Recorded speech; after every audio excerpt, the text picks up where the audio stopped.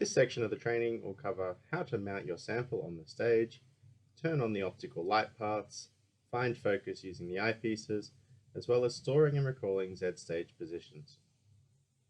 For this training, we'll be using a sample slide with single cells which have been stained with DAPI, Alexa 488 Phalloidin, and Mitre Tracker Red. To start with, choose the objective you wish to image with using either the touchpad controller under the microscope tab or within the software under the Locate tab. Note that when you change an objective that requires immersion to one that doesn't, or vice versa, a warning appears as to not contaminate the wrong objective with or without immersion fluid. For this training, we're going to be using the 63x 1.4 NA oil immersion objective. Carefully open the incubation cage doors by turning the knob.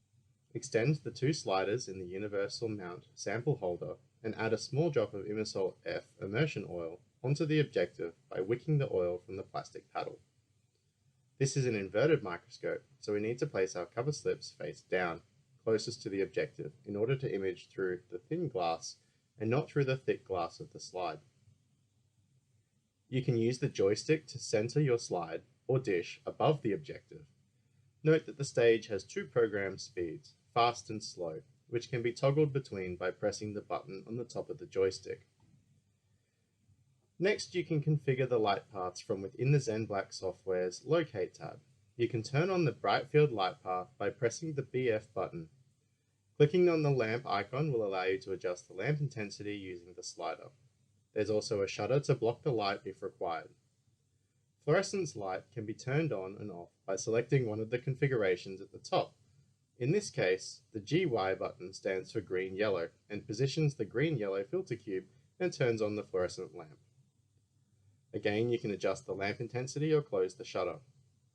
You can also manually choose the filter cubes by clicking on the filter icon and selecting the relevant cube.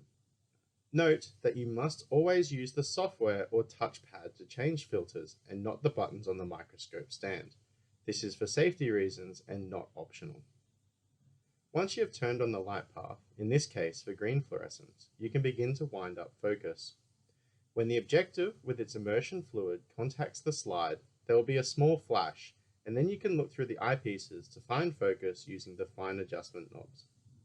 Next, close your illumination shutter in the software and close up the incubation cage. Close the doors by twisting the knobs gently and close the top sliders by carefully moving them towards the diascopic stand, and also ensure that the lower doors are shut prior to imaging. Lastly, you can press the load position button on the touchpad to lower the objective.